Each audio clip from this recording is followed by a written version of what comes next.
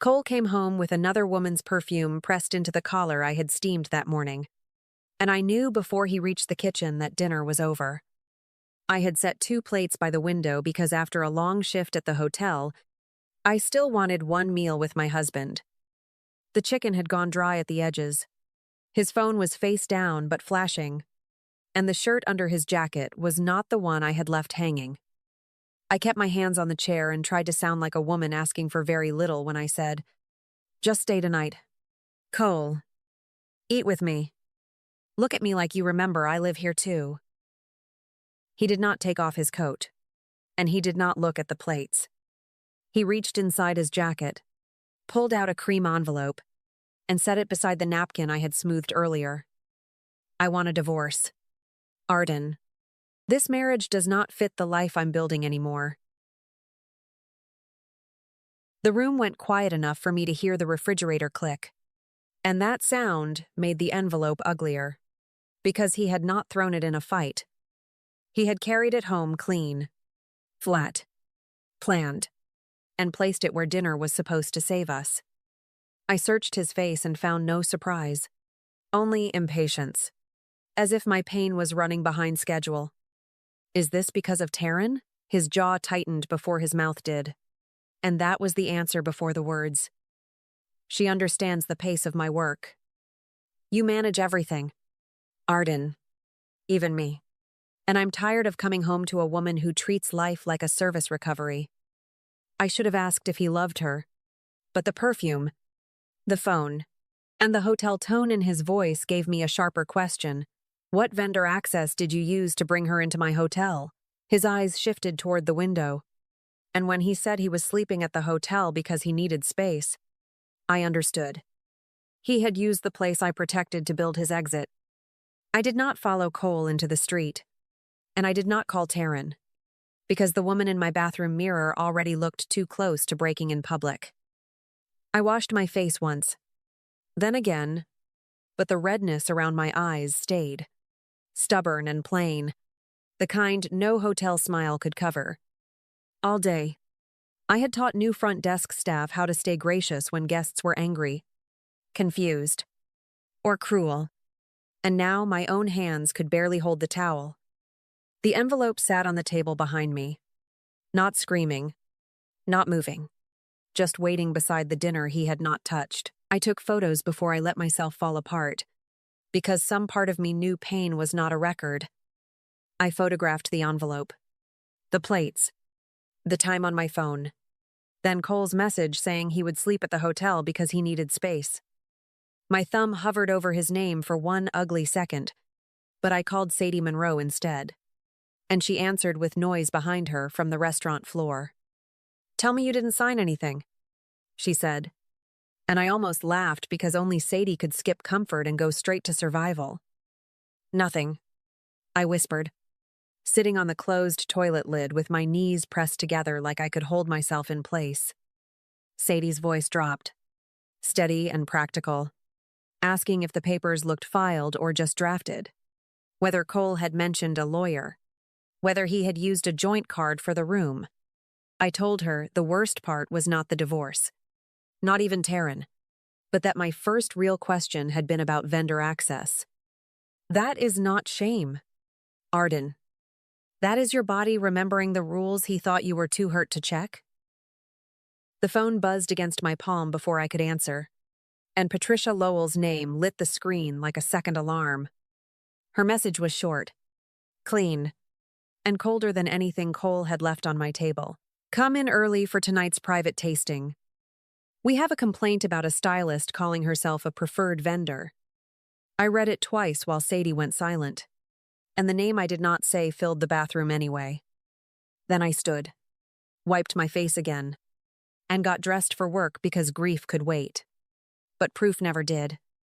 By the time I reached the hotel, my face had settled into the calm guests trusted without knowing what it cost. The lobby smelled like polished wood, and the night clerk lowered her voice because our guests paid for quiet before anything else. Behind the desk, the printer had jammed. The orchid leaned left, and room 214 needed its latch checked. Those were the things I noticed first, because noticing was how I had survived my job and marriage. The service hallway told the truth more cleanly than any dining room could. A clipboard hung beside the vendor entrance with badge numbers, check-in times, approved areas, and the initials of whoever had allowed each person through. I found Taryn Whitcomb on the third line, pressed hard in blue ink. Approved by Cole Warner. Her purpose was not floral styling or table consultation, but guest relations support. A phrase so wrong my stomach cooled before anger arrived. Taryn was not staff, not trained, not cleared, and not allowed near private guest information. I photographed the log with my work phone, then opened the complaint Patricia had flagged. Everett Shaw, long-term guest and owner of one of Charleston's better restaurants, had reported that a stylist introduced herself as a preferred hotel vendor and spoke as if she knew his group's needs. That note proved Cole had not only brought another woman into his life, he had walked her through a side door of mine. Cole found me before Patricia did, his event suit perfect, his face arranged into the smooth impatience he used when a guest complained. Do not turn hotel policy into a weapon because you are hurt. He breathed, close enough for me to smell perfume from our kitchen. I looked at the vendor log and kept my voice low because the hallway carried sound. Policy does not need my help. Cole. It exists because guests trust us with things they never meant for your girlfriend to read. Before he could answer, Patricia appeared with the complaint. Tell me exactly how far this has gone, she said, and I set my phone beside the paper, holding proof instead of panic. The tasting had started when Patricia sent me back into the dining room, and every candle looked calmer than the people around it. Everett Shaw sat near the center with two restaurant partners, listening while Cole performed the polished version of himself guests usually trusted. Taryn stood beside him in a cream dress, not touching him. Because her confidence had already crossed lines, her badge never should have opened. She adjusted a napkin near Everett's plate and smiled like the room had been waiting for her taste. I knew what belonged to a stylist and what belonged to hotel staff, and Taryn was reaching for the wrong things. She spoke about flower height, room blocks, then moving privacy holds so Everett's group could have the river-facing rooms. My pulse went cold because privacy holds were not placeholders or favors to trade across a tasting menu. They were guest protections, and the only way Taryn knew they existed was if someone had shown her what she never should have seen. Everett's smile faded first, and that mattered because men like him did not react loudly when something serious happened. Taryn kept going, mentioning that one partner preferred a back entrance after dinner. A note pulled from a guest preference file. I stepped closer before Cole could smooth it over, my voice low enough for the table but sharp enough to stop her hand. That information was not cleared for vendor use. Taryn blinked, then gave a small laugh, as if I had interrupted flowers instead of a privacy breach. Cole moved beside her so fast it almost looked protective. Arden is being careful. She takes policy personally. I looked at him, then at Everett, whose glass was already back on the table. Private does not mean flexible here. It means private. For once, Cole had no charming line ready. Patricia entered with the vendor log folded in one hand, and the softness left Cole's face. Taryn, you need to leave the guest area now, she said, and Taryn's mouth opened before pride closed it again. Cole objected, but Patricia turned to him with the complaint and asked for his access card. I watched him hand it over while Everett pushed his chair back, calm and finished, and the room understood who had kept it from falling apart. Cole followed me into the back hallway after Patricia took Taryn out, and the dining room door had barely closed before his face changed. The charm he wore for guests slid off fast. You embarrassed me in front of Everett Shaw, he breathed, keeping his voice low because he knew every wall carried sound. I looked at the missing access card and felt something colder than anger settle into place. You embarrassed yourself when you gave your girlfriend a badge and let her read guest notes. His mouth tightened. And for 1 second, I saw the man from our kitchen again, the one who thought an envelope could end a marriage cleanly. She was trying to build her career. Arden. You did not have to make her look like some criminal. I stepped closer to the clipboard. Not him. Because the proof was easier to face. Then why did her career need private corridor access? Room holds. And your initials beside her name? Taryn came back from the service elevator with her purse clutched hard enough to bend the leather. She did not look sorry, only furious that the room had stopped believing her. You act like this hotel is your personal church. She snapped, careful enough not to shout. Cole brings in the events. You just make sure the pillows are straight. The words landed where she aimed them, but the vendor log was still behind me, and Everett's complaint was still on Patricia's desk. Guests do not pay us to be impressed by you. I kept my voice even. They pay us because their privacy is not something we hand to a woman trying to get booked. Patricia had heard enough from the office doorway. Cole, you are off tonight's tasting pending review. Arden will finish with Mr. Shaw. Cole turned toward her like he expected loyalty, but Patricia only held out her hand for the spare access card. When Everett's email arrived, pausing the dinner series until the hotel could prove its privacy standards still held, Cole stared at the screen as if a guest had finally written down the part of him I had been living with. Patricia moved fast, not loudly, and that made the review feel worse than shouting.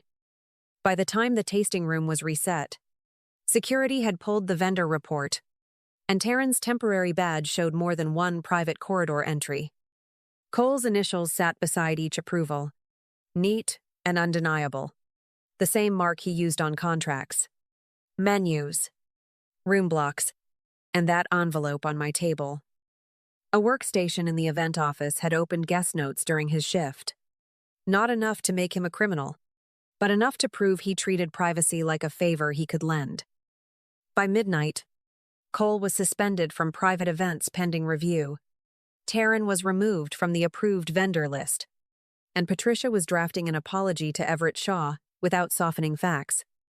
The hotel had to explain that a vendor crossed access boundaries.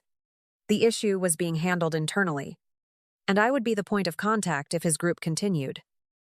I signed my incident statement after reading every line twice.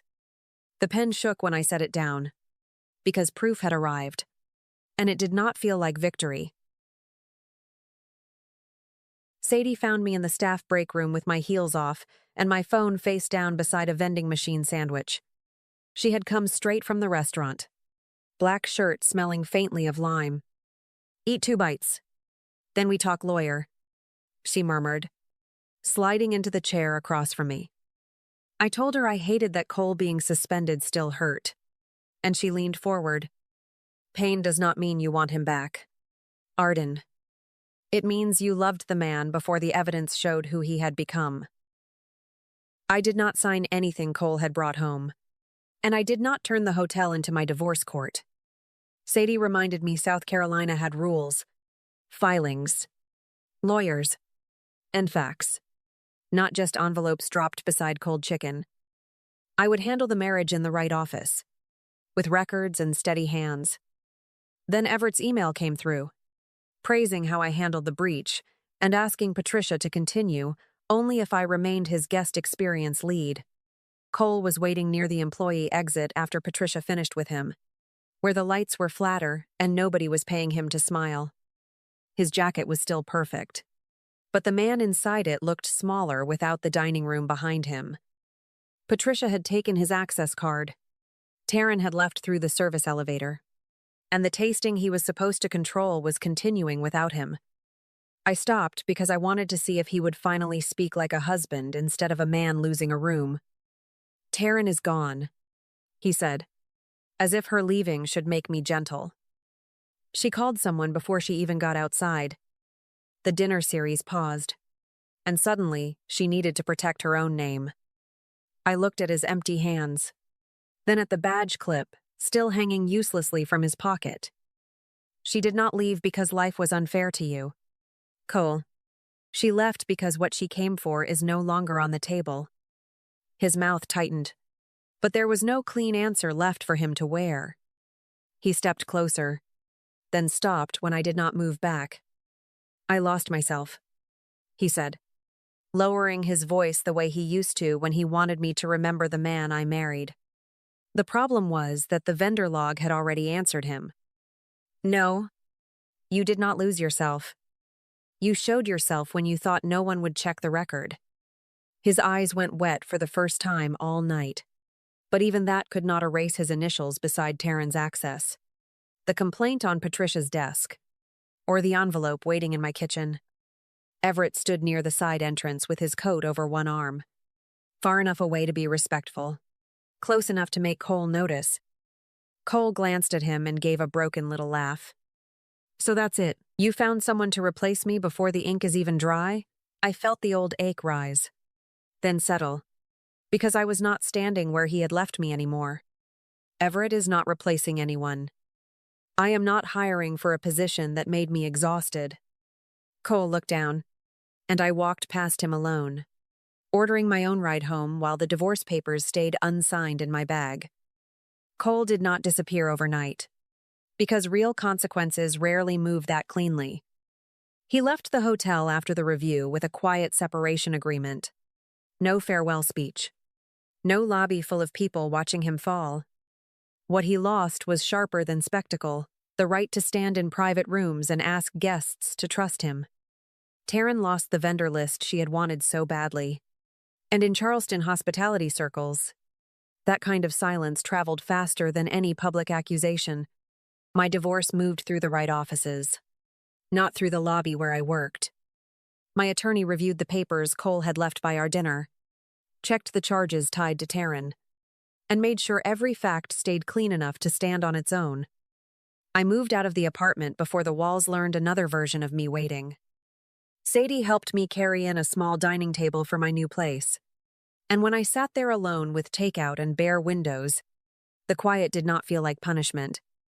Patricia kept me at the hotel because I had protected the guests before I protected my pride. A few months later, she asked me to build a guest experience training program for women returning to hospitality after divorce. Burnout, or years spent being told their careful work was invisible. Everett came to one session to talk about service from the restaurant side, then stayed afterward stacking chairs without turning kindness into a performance. He asked me to coffee slowly, like a man who understood I was not a table waiting to be reset. The first morning I let myself say yes. Charleston was bright after rain, and nothing about it felt dramatic. Everett met me at a corner cafe. Sadie texted to make sure I ate, and Patricia sent a note saying the new trainees had asked for another session. I thought of Cole's envelope, Taryn's badge, the vendor log, and that first cold proof on my phone, and none of it owned the room anymore. Later, when a new hire asked how to know when a guest space was truly ready, I smiled because the answer no longer hurt me. You check what people think no one will notice. If this story felt familiar, I hope you remember that being taken for granted does not make you invisible. Sometimes peace begins the moment you stop protecting someone else's image.